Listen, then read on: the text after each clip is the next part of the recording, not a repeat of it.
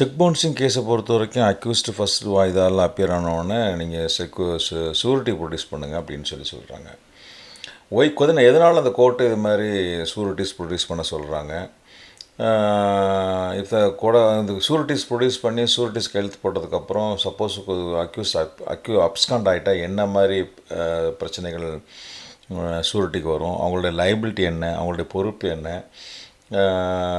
இந்த surety produce பண்ணுறதுக்கு என்ன பண்ணணும், அதுக்கு என்ன டாக்குமெண்ட்ஸ் தேவைப்படுது, கேஸ் கீழ்கோர்ட்டில் கன்விக்ஷன் ஆயிடுச்சுன்னா அக்யூஸ்டும் சப்போஸ் வர கோர்ட்டுக்கு வரலன்னா அப்போ அந்த தண்டனையை ஷூரிட்டி பெற்றுக்கொள்ளணுமா, இல்லை அப்பீல் ஸ்டேஜில் ஷூரிட்டி எஸ்கேப் ஆகிட்டா என்ன பண்ணுறது, ஷூரிட்டிக்கு என்ன பொறுப்பு என்ன கடமை, இதெல்லாம் தான் இந்த வீடியோவில் பார்க்க போகிறோம். வணக்கம், நான் உங்கள் ரசியா கலி. இந்த வீடியோவில் செக் பவுன்சிங் கேஸில் ஷூரிட்டியோடைய ரோல் என்ன, எதனால் ஃபைல் பண்ணணும், எதுக்காக ப்ரொடியூஸ் பண்ண சொல்லணும், அதனோட லீகல் கான்சிக்வன்ஸ் என்ன, section 138 of the negotiable instrument act அதை பற்றி என்ன சொல்லுது, ப்ராக்டிக்கல் ப்ரொசீஜர்ஸ் என்ன, இது எல்லாமே இந்த வீடியோவில் நம்ம ஒன்று ஒன்றா பார்க்க போகிறோம். இந்த வீடியோவில் நம்ம பார்க்கக்கூடிய என்ன அம்சங்கள் என்னென்ன அப்படின்னு பார்த்தீங்கன்னா, why the court demands surety, court எதனால் ஷூரிட்டிஸை கூப்பிட்றாங்க, அதுக்கு ரெலவெண்ட்டான சிஆர்பிசி செக்ஷன் என்ன, இப்போ எந்த சமயத்தில் ஷூரிட்டி கம்பல்சரியாக ப்ரொடியூஸ் பண்ணணும், அந்த அக்யூஸ்ட் இந்த ஷூரிட்டி ப்ரொடியூஸ் பண்ணுறதை அவாய்ட் பண்ண முடியுமா, இப்போ சப்போஸ் அக்யூஸ்ட் ஷூரிட்டிஸை ப்ரொடியூஸ் பண்ணலன்னா கோர்ட்டில் என்ன நிலைமை ஆகும், என்ன ஆகும், அப்புறம் அதில் ஷூரிட்டியோட லைபிலிட்டி என்ன, சப்போஸ் இந்த அக்யூஸ்ட் கோர்ட்டுக்கே வராமல் ஓடிப்பிட்டார்,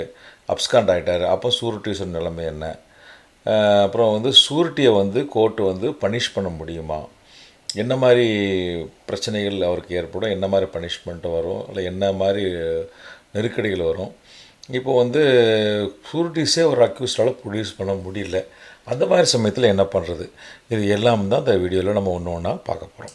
கோர்ட்டில் எதுக்காக ஷூரிட்டிஸை கேட்குறாங்க அப்படின்னு பார்த்தீங்கன்னா, செக் பவுன்ஸ் கேஸை பொறுத்த வரைக்கும் கோர்ட்டிலேருந்து அக்யூஸ்ட் சம்மன்ஸ் போகும், சம்மன்ஸ் போன பிறகு அக்யூஸ்ட் கோர்ட்டில் ஆஜராவார். அவர் வழக்கமாக ரெகுலராக ஒவ்வொரு கோர்ட்டுக்கும் கண்டிப்பாக ஆஜராகணும். ஃப்யூச்சர் ஹியரிங்ஸில் ஒவ்வொரு விஷயத்துலேயும் அந்த அக்யூஸ்ட்டு ஆஜராகணும். அப்புறம் அப்ஸ்காண்ட் ஆகாமல் இருக்கணும். அப்புறம் இந்த கேஸை டிலே பண்ணாமல் கேஸ் வேகமாக நடத்தணும். இதுக்கெல்லாம் என்ன பண்ணுறதுன்னு சொல்லிட்டு அந்த ஷூரிட்டிஸை ப்ரொடியூஸ் பண்ணுறாங்க. ஸோ அதனால் ஷூரிட்டிஸை பொறுத்த வரைக்கும் அவர் ஷூரிட்டிஸ் ப்ரொடியூஸ் பண்ணி அந்த அக்யூஸ்ட் கோர்ட்டுக்கு ஒழுங்காக வந்துடுவார், வர வேண்டியது அவர் எங்களோட பொறுப்பு அப்படின்ற மாதிரி ஒரு கேரண்டி கொடுக்கறது தான் ஷூரிட்டியோடைய ஒரு ரெஸ்பான்சிபிலிட்டி. ஸோ ஷூரிட்டிஸை பொறுத்த வரைக்கும் ரொம்ப சிம்பிளஸ்ட் விஷயம் தான். கேஸினுடைய ஜட்ஜ்மெண்ட் எப்படி இருக்குது, பனிஷ்மெண்ட் என்ன கொடுக்க போகிறாங்கன்றதெல்லாம் கிடையாது. அந்த கம்ப்ளைண்ட்டுக்கு எதிரான ஒரு லைபிலிட்டி என்னன்றதெல்லாம் கிடையாது. அக்யூஸ்டை பொறுத்த வரைக்கும் வாய்தா கரெக்டாக வந்துடுவார். வரலைன்னா அதுக்கு நாங்கள் பொறுப்பேற்றுக்கிறோம். எந்த அளவுக்கு பொறுப்பேற்றுக்கிறோன்றதே அந்த பாண்டில் குறிப்பிடணும். ஷூரிட்டிஸை பொறுத்த வரைக்கும் ரிலவெண்ட் ப்ரொவிஷனல் ஆஃப் என்ன அப்படின்னு பார்த்தீங்கன்னா, செக்ஷன் 478 ஆஃப் பிஎன்எஸ்எஸ் ஆக்ட், அது பழைய ஆக்ட் பார்த்திங்கன்னா 436 ஆஃப் சிஆர்பிசி இருந்துச்சு. அது பெயில் இன் பெயிலபிள் அஃபென்சஸ், அது பெயிலபிள். அப்புறம் அந்த செக்ஷன்ஸ் டீல் பண்ணது இதுதான் இதுக்கும் ஷூரிட்டிஸும் அப்ளை ஆகும். நெகோசியபிள் இன்ஸ்ட்ருமெண்ட் ஆக்ட் பொறுத்த வரைக்கும் இட்ஸ் பெயிலபிள் அஃபென்ஸு, அதனால் அக்யூஸ்டு பெயில் எடுக்கிறதுக்கு உங்களுக்கு உரிமை இருக்குது. செக்ஷன் 484 ஆஃப் பிஎன்எஸ்எஸ் ஆக்ட், அதாவது that is equal to 441 of CRPC என்ன மாதிரி பாண்டு கொடுக்கணும், ஷூரிட்டி கொடுக்கணும், என்ன ஷூரிட்டி என்ன செய்யணும் அப்படின்றத பற்றி படிக்கிறாங்க. கோர்ட்டு எந்த மாதிரி டைரக்ஷன் கொடுப்பாங்கன்னா, பர்சனல் பாண்டு ப்ரொடியூஸ் பண்ணுங்கள், ஒரு ஷூரிட்டிஸ் ப்ரொடியூஸ் பண்ணுங்கள், 2 ஷூரிட்டிஸ் ப்ரொடியூஸ் பண்ணுங்கள், ஷூரிட்டிக்கு ஒரு அமௌண்ட்டு அதெல்லாம் நிர்ணயிங்கன்னு சொல்லி கோர்ட்டு டைரக்ஷன் பண்ணணும். Section 92 of the BNSS act, section அதாவது பழைய ஆக்ட் பார்த்திங்கன்னா 89 அல்லது 498 ஆஃப் பிஎன்எஸ்எஸ் ஆக்ட், செக்ஷன் 4 அதுக்கு ஈக்குவலண்டான ஆக்ட் பழைய ஆக்ட் பார்த்திங்கன்னா 444 ஆஃப் சிஆர்பிசி. இதில் என்ன சொல்கிறாங்கன்னா, பாண்டு ஃபர்ஃபீச்சர் ஆகிடுச்சு அப்படின்னா என்னன்றதை பற்றி சொல்கிறாங்க. Recovery when the accuse fails to appear, surety liability ஆகும். சப்போஸ் ஷூரிட்டிஸை பொறுத்த வரைக்கும் என்ன லைபிலிட்டி அப்படின்னு சொல்லி பார்த்தீங்கன்னா, அக்யூஸ்ட் ஒவ்வொரு வாய்தாக்கும் வாய்தாவாயிடார், அப்பியர் ஆவார், அது நாங்கள் பொறுப்பு அப்படின்னு சொல்லி அவங்க லெட்டர் எழுதி கொடுக்குறாங்க, ஒரு பாண்ட் எழுதி கொடுக்குறாங்க. அதுதான் அவங்களோட ஷூரிட்டிஸ். சப்போஸ் அந்த பாண்ட் எழுதி கொடுத்ததுக்கப்புறம் அந்த அக்யூஸ் வரலை, நாங்கள் வராமல் போயிட்டாங்க, அப்ஸ்கண்ட் ஆகிட்டாங்கன்னா அப்போ என்ன பண்ணுவாங்க, அந்த சமயத்தில் உங்களை கூப்பிட்டு கேட்பாங்க, அவங்க எங்கே இருக்காங்க, அவங்க அட்ரஸை சொல்லுங்கள், அவங்கள பற்றி விவரங்கள் சொல்லுங்கன்னு சொல்லி கூப்பிட்டு உங்களை கேட்க சொல்லுவாங்க. அப்போ நீங்கள் வந்து கோர்ட்டில் ஆஜராகி அவர் எங்கே இருக்கார், அவர் அட்ரஸ் என்ன, அக்யூஸ்ட் டீட்டெயில்ஸ் என்னன்றது கோர்ட்டில் ஃபுல் டீட்டெயில்ஸ் கொடுத்தீங்கன்னா அதை பேஸ் பண்ணி போலீஸ்காரங்க அவங்கள அரெஸ்ட் பண்ணுவாங்க. ஒருவேளை அவங்க உங்களுக்கே தெரியாமல் தலைமறைவாக இருக்கிறாங்க, எங்கேருந்தே பண்ணலை, நீங்கள் சரியாக கோஆப்ரேட் பண்ணலை அப்படின்னா கோர்ட் என்ன பண்ணுவாங்கன்னா, நீங்கள் ஷூரிட்டி பாண்டில் கையெழுத்து போட்டிருப்பீங்க, அப்படி என்னால் ஒரு அக்யூஸை ப்ரொடியூஸ் பண்ண நான் வந்து ஒரு 10,000 ரூபாய்க்கு நான் ஷூரிட்டிஸாக நிற்கிறேன் அப்படின்னு சொல்லும்போது அந்த 10,000 ரூபாய்க்கு நீங்கள் கோர்ட்டில் கட்டணுன்ற மாதிரி உத்தரவு போடுவாங்க. ஸோ உங்களுடைய லைபிலிட்டியை பொறுத்த வரைக்கும் அக்யூஸ்ட் கரெக்டாக வாய்தா அப்பியர் ஆகணும். அப்படி அப்பியர் ஆகலைன்னா அவங்க எங்கே இருக்காங்க, என்ன ட்ரக்குன்னு கோர்ட்டு உங்களை கேட்டால் அதுக்கு பதில் சொல்லணும். அதுவும் உங்களால் முடியலைன்னா நீங்கள் ஷூரிட்டிஸ் பாண்டில் சொல்லப்பட்ட அமௌண்ட்டு நீங்கள் கொடுக்க வேண்டியிருக்கும். ஸோ அதனால் வந்து கோர்ட்டில் சப்போஸ் அவருக்கு எதிரான ஒரு குற்றம் தீர்ப்பு ஆயிடுச்சுன்னா, அவர் கோர்ட் அவுட் அப்ஸ்கண்ட் ஆகிட்டாருன்னா அந்த பனிஷ்மெண்ட் நீங்கள் தான் கண்ட்ரோல் பண்ணணுமா, அவருக்கு 5 வருஷம் சிறை தண்டனை கொடுத்தா அந்த 5 வருஷம் சிறை தண்டனை நீங்கள் தான் அனுபவிக்கணுமானா அப்படி கிடையாது. உங்களோட லைபிலிட்டியை பொறுத்த வரைக்கும் ஷூரிட்டியில் எவ்வளோ அமௌண்ட்டு கோர்ட்டில் சப்போஸ் டெபாசிட் பண்ணியிருந்தீங்கன்னா அந்த டெபாசிட்டை இழந்துருவீங்க, இல்லை ஷூரிட்டியில் ஒரு அமௌண்ட்டு கொடுத்து டெபாசிட்டோ அந்த அமௌண்ட்டை கோர்ட்டில் கட்டுற மாதிரி இருக்கும். இதுதான் ஷூரிட்டிஸோட லைபிலிட்டி. இந்த மாதிரி சமயத்தில் ஷூரிட்டிஸ் கேட்குறாங்க அப்படின்னு பார்த்தீங்கன்னா, அக்யூஸ்டு ஃபஸ்ட் டைம் கோர்ட்டில் சம்மன்ஸ் அனுப்பி பேரில் வரும்போது கேட்குறாங்க. அப்புறம் வந்து அக்யூஸ்ட் வந்து கோர்ட் ஜூரிடிக்ஷன் இல்லாமல் வேறு ஜூரிடிக்ஷனில் இருக்கும்போது கூட கோர்ட்டு இது மாதிரி சொல்கிறாங்க.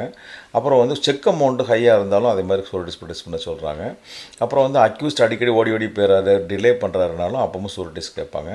அப்புறம் அக்யூஸ்டு போலீஸ்க்கு கோஆப்ரேட் பண்ணல, கோர்ட்டுக்கு கோஆப்ரேட் பண்ணல, அப்புறம் அக்யூஸ்ட் வேணுன்னே நோட்டீஸை ரிஃப்யூஸ் பண்ணுறாரு, வாங்க மறுக்கிறாருன்ற சமயத்துலையும் ஷூரிட்டிஸ் ப்ரொடியூஸ் பண்ண சொல்லி உத்தரவு கொடுப்பாங்க. ஒரு அக்யூஸ்டால் ஷூரிட்டிஸ் ப்ரொடியூஸ் பண்ண முடியல, அந்த மாதிரி சமயத்தில் அவங்க என்ன மாதிரி பண்ண முடியும், அந்த மாதிரி விஷயங்கள் ஹேண்டில் பண்ண முடியுமானா அதுக்கு எஸ்ன்னு தான் சொல்லணும். அதுக்கும் சில சர்க்கம்ஸ்டன்சஸ் இருக்குது. அப்போ என்ன செய்யணும்னா, அப்போ அக்யூஸ் என்ன சொல்லணும்னா, நான் வந்து பர்சனல் பாண்ட் நானே பர்சனல் பாண்டு கொடுக்குறேன் அப்படின்னு சொல்லலாம். அப்புறம் relaxation under section 437 or 441 of CRPC கொஞ்சம் கேட்கலாம். சார் எனக்கு ஷூரிட்டிஸ் ப்ரொடியூஸ் பண்ணணுன்றத கண்டிஷனை ரிலாக்ஸ் பண்ணுங்கன்னு கேட்கலாம். இல்லை அந்த ஷூரிட்டிஸ்க்கு பதில் நானே ஒரு பணம் வாங்கி கேஷ் செக்யூரிட்டியாக நான் கொடுக்குறேன் அப்படின்றது மாதிரி கூட இப்போ அக்யூஸ் பண்ணலாம். அப்புறம் ஷூரிட்டி ஃப்ரம் அவுட் சைட் ஜூரிஸ்டிக்ஷன்லேருந்து கூட நீங்கள் கொடுக்கலாம். Reduction of surety amount, suppose surety amount பெரிய அமௌண்ட்டாக இருந்ததுன்னா அது கொஞ்சம் கோர்ட்டில் கொஞ்சம் குறைச்சி கொடுங்க அப்படின்றத சொல்லி கேட்கலாம். பட் எனிஹோ எல்லா விஷயமே வந்து இது கோர்ட்டோட ஃபுல் டிஸ்கிரிஷனை தவிர இது நீங்கள் வந்து ஒரு மேட்டர் ஆஃப் ரைட்டோ ஒரு மேட்டர் ஆஃப் இதோ நீங்கள் கிளைம் பண்ண முடியாது. ஒரு அக்யூஸ்டால் ஷூரிட்டிஸை ப்ரொடியூஸ் பண்ண முடியல அப்படி ஆல்டர்னேட்டிவாக என்ன இருக்குது அப்படின்னு பார்த்தீங்கன்னா, கேஷ் பாண்டு ஃபைல் பண்ணலாம், இல்லை கேஷ் பெயில் கேட்கலாம். நான் கேஷை டெபாசிட் பண்ணுறேன்னு சொல்லலாம், இல்லை கேஷ் பாண்டு ப்ரொடியூஸ் பண்ணுறேன்னு சொல்லலாம். அதை வந்து கோர்ட் வந்து அக்செப்ட் பண்ணலாம் ஷூரிட்டிக்கு பதிலாக, அல்லது ரிலாக்ஸேஷன் பெட்டிஷனோட ஃபைல் போடலாம். செக்ஷன் 485 ஆஃப் பிஎன்எஸ்எஸ் ஆக்ட்டு, பழைய ஆக்ட் வந்தீங்கன்னா 441 ஆஃப் சிஆர்பிசி, அது கோர்ட்டில் வந்து கொஞ்சம் இந்த பெயில் கண்டிஷன் ரிலாக்ஸ் கண்டிஷன் கொடுங்க அப்படின்னு போடலாம். அப்புறம் டைம் ஷூரிட்டிஸ் ப்ரொடியூஸ் பண்ணுறதுக்கு டைம் கொடுங்க அப்படின்னு சொல்லி கேட்கலாம். அது 2 to 4 weeks டைம் கூட கொடுக்கறதுக்கு வாய்ப்புகள் இருக்குது. ரெக்வெஸ்ட் ஃபார் செல்ஃப் பாண்டு கூட நீங்கள் பண்ணலாம்.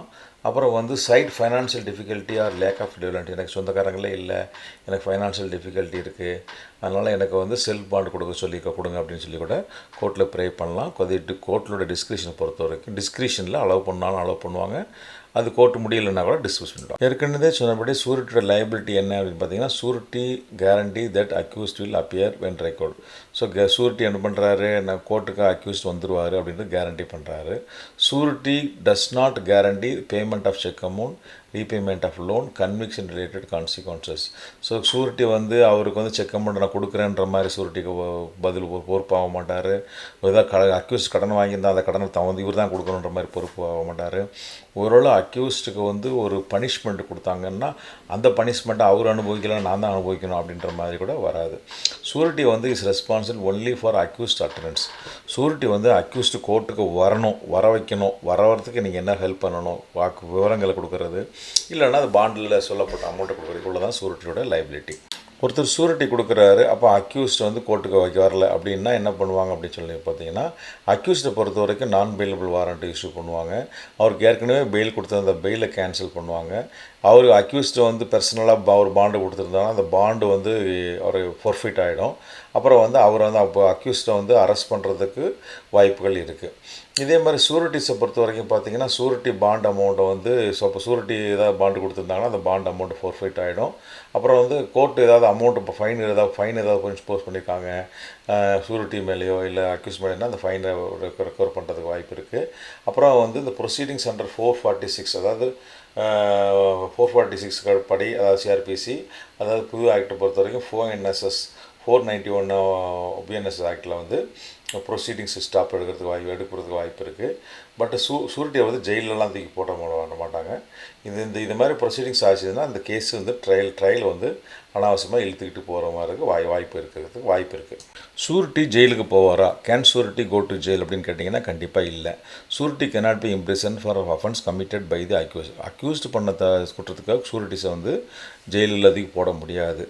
Court may forfeit the surety bond or issue recovery proceedings or impose penalty. So ஷூரிட்டிஸை பொறுத்த வரைக்கும் அந்த அவர் கொடுத்த பாண்டை ஃபோர்ஃபியூச்சர் பண்ணுவாங்க.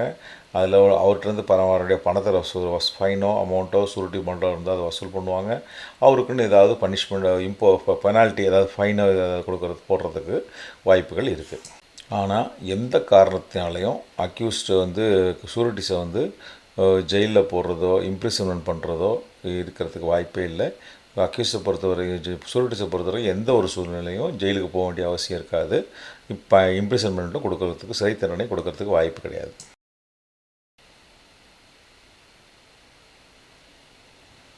இப்போ வந்து ஒரு ஷூரிட்டி வந்து கன்விக்ஷன் அதாவது கோர்ட்டில் ஜட்ஜ்மெண்ட் கொடுத்துட்றாங்க, அவருக்கு அக்யூஸ்டு கன்விக்ஷன் ஆகிடுது. அப்போ அந்த மாதிரி சமயத்தில் அப்போ அக்யூஸ்ட் அப்ஸ்காண்ட் ஆகிட்டுனா ஷூரிட்டி லைபிலிட்டி என்னென்னு பார்த்தீங்கன்னா ஷூரிட்டி பாண்டு வந்து ஃபோர்ஃபிச் ஆகிடும். பெனால்ட்டி அமௌண்ட் ஏதாவது இருந்ததுன்னா அதை ஷூரிட்டி மேலே ஏதாவது பெனால்ட்டி கொடுக்கணுன்ற மாதிரி இருந்ததுன்னா அதை பெனால்ட்டி கொடுக்க சொல்லுவாங்க. ரெக்கவரி ஆஃப் வந்து ஏதாவது அவர்கிட்ட அதை சப்போஸ் ஷூரிட்டிக்கு மேலே ஏதாவது ஃபைன் போட்டாங்கன்னா அந்த ஃபைனை ரெக்கவர் பண்ணுவாங்க. ஆனால் surety does not undergo the accused imprisonment. Surety is not responsible for paying fine or any penalty or compensation. So surety வந்து பொறுத்த வரைக்கும் ஜெயிலுக்கும் போக மாட்டார். அவர் அக்யூஸ்ட் கொடுக்க வேண்டிய அக்யூஸ் கட்ட வேண்டிய ஃபைனையோ காம்பன்சேஷனோ கொடுக்கணுன்ற ஒரு ஏற்பாடோ பொறுப்போ surety மேலே ஏற்படாது. இப்போ ஒருத்தர் ஷூரிட்டி கொடுத்துருக்காரு. இப்போ அவருக்கு பதிலாக வேறு ஒருத்தரை மாற்றிக்கலாமா, ஷூரிட்டி சேஞ்ச் பண்ணலாமா அப்படின்னு பார்த்தீங்கன்னா எஸ் தான் சொல்லணும். உண்மை பண்ணலாம் அப்படின்னு தான் சொல்லணும். செக்ஷன் 489 பிஎன்எஸ்எஸ் ஆக்ட் அதாவது பழைய ஆக்ட் பார்த்தீங்கன்னா செக்ஷன் 444 ஆஃப் சிஆர்பிசி வந்து என்ன சொல்கிறாங்கன்னா அக்யூஸ்ட் வந்து ஷூரிட்டிஸை ரீப்ளேஸ் பண்ணலாம், இல்லை புது ஷூரிட்டிஸை கொண்டு வரலாம், இல்லை ஏதாவது ஷூரிட்டிக்கு வந்து ஏதாவது ஒரு அமௌண்ட்டு நிர்ணயம் பண்ணியிருக்கோன்னா அந்த அமௌண்ட்டையும் ரிலாக்ஸ் பண்ண சொல்லி கூட பெட்டிஷன் ஃபைல் பண்ணலாம். நார்மலாக வந்து இந்த மாதிரி பெட்டிஷன் ஃபைல் பண்ணால் கோர்ட்டு வந்து அந்த ஷூரிட்டி சம்மந்தப்பட்ட உங்களுக்கு ப்ராக்டிக்கல் டிப்ஸ் என்ன அப்படின்னு பார்த்தீங்கன்னா always request personal bond if the accused is financially week. So accused வந்து ஃபைனான்ஷியலாக வீக்காக இருந்தால் நம்ம வந்து பர்சனல் பாண்ட் கொடுங்க அப்படின்னு சொல்லி கோர்ட்டில் ரெக்வெஸ்ட் பண்ணலாம். Argue that 138 of negotiability summons case surety burden must be minimal. So இது 138 கேஸை பொறுத்த வரைக்கும் ஒரு சம்மன்ஸ் கேஸ் தான், அதனால் வந்து ஷூரிட்டிஸ் வந்து நம்ம மினிமமாக இது பண்ணுங்க அப்படின்னு கூட ஆர்குமெண்ட் பண்ணலாம்.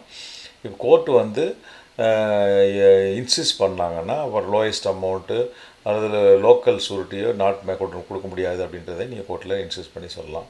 இப்போ இது ஒருவேளை in case of forfeiture file an application under section 491 BNSS அதாவது வந்து is equal to 44 sub clause 3 of CrPC to remit penalty ஏதாவது போட்டால் அந்த பெனால்ட்டி குறைங்க, கம்மி பண்ணுங்கள், ரத்து பண்ணுங்கன்னு கூட பெட்டிஷன் ஃபைல் பண்ணலாம். இது சம்மந்தப்பட்ட ஒரு இம்பார்ட்டன்ட் ஜட்ஜ்மெண்ட் என்னென்னு பார்த்தீங்கன்னா Dineshkumar vs state of Delhi. இதில் வந்து என்ன பண்ணியிருக்காங்கன்னு சொல்லி பார்த்தீங்கன்னா surety cannot be punished with imprisonment for accused default. Accused தப்பு பண்ணிட்டு இருக்கான்றதுக்காக வந்து ஷூரிட்டிஸை வந்து பனிஷ் பண்ண முடியாது அப்படின்னு சொல்லியிருக்காங்க. அப்புறம் வந்து Sushil Kumar vs state of Bihar Patna high court judgment என்ன சொல்லியிருக்காங்க அப்படின்னு பார்த்தீங்கன்னா personal bond sufficient in summons கேஸை பொறுத்த வரைக்கும் பர்சனல் பாண்ட் அக்யூஸ்டு பர்சனல் பாண்டே போதுமானது அப்படின்னு சொல்லியிருக்காங்க. அப்புறம் S Rajendran vs state of மெட்ராஸ்ன்றதில் என்ன சொல்லியிருக்காங்கன்னா surety bond amount can be remitted on the valid grounds.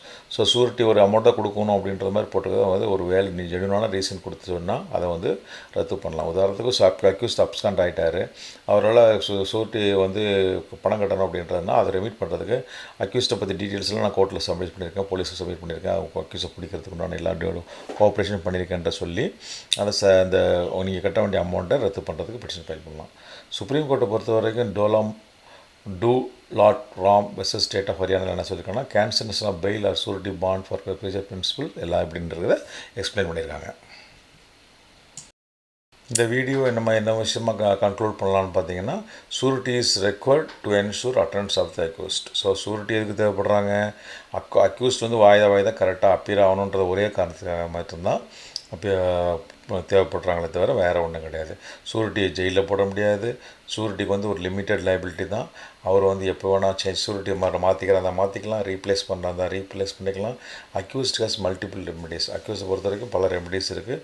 If surety is not produce, if sureties produce பண்ண முடியாதுன்ற சமயத்தில் என்னென்ன ஆல்டர்னேட்டிவ் இதுக்கு சொன்ன விஷயங்கள்லாம் கூட ஃபாலோ பண்ணி ஆல்டர்னேட்டிவ் ஆப்ஷனோட அக்யூஸ்ட் அடிக்கலாம். ரஷ்யாக் சட்டம் அறிவோம், ரஷ்யாக் லா டியூப்னு 2 சேனல் இருக்குது. தொடர்ந்து நம்ம சேனலில் பாருங்கள், ஏராளமான வீடியோகள் இருக்குது. சட்ட அறிவை பெருக்கிக்கங்க, சட்ட நாலேஜை வளர்த்துக்கங்க.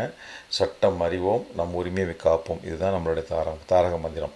ஸோ சட்டம் அறிவோம், நம் உரிமையை காப்போம், இதுவே நம் தாரக மந்திரம். தொடர்ந்து நம்ம சேனலில் பாருங்கள். ரஷ்யாக் சட்டம் அறிவோம் என்ற ஒரு சேனலும், ரஷ்யாக் லா டியூப் அப்படின்ற சேனலும் இருக்குது. இந்த சேனலில் ஏராளமான பிளேலிஸ்ட் இருக்குது, அதுக்குள்ளே ஏராளமான வீடியோஸ் இருக்குது.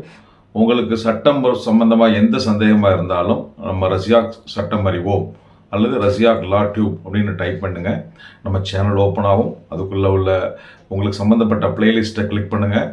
அதுக்குள்ளே உள்ள உங்களுக்கு சம்மந்தப்பட்ட வீடியோவை கிளிக் பண்ணுங்கள், பாருங்கள். உங்களுடைய சட்டம் சம்மந்தப்பட்ட எந்த விதமான சந்தேகமாக இருந்தாலும் அதுக்கு உங்களுக்கு தேவையான விளக்கங்கள் அதில் இருக்கும். அதையும் தாண்டி உங்களுக்கு வேறு ஏதாவது சந்தேகம் இருந்ததுன்னா இந்த நம்பரை கான்டாக்ட் பண்ணுங்கள். உங்களுக்கு சட்ட ஆலோசனைகளோ இல்லை வேறு ஏதாவது உதவியோ தெரிஞ்சால் நேரடியாகவோ ஃபோன் மூலியமாகவோ உங்களுக்கு என்னோடய டைமுடைய அவைலபிலிட்டி பொறுத்து சப்ஜெக்ட் டு மை அவைலபிலிட்டி உங்களுக்கு சட்ட ஆலோசனைகள் தரேன். அடுத்த ஒரு டாப்பிக்கோடு உங்களை சந்திக்கிறேன். அதுவரை உங்களிடமிருந்து விடை வருவது உங்களில் ஒருவன் ரஷ்யாக் அலி. நன்றி, வணக்கம்.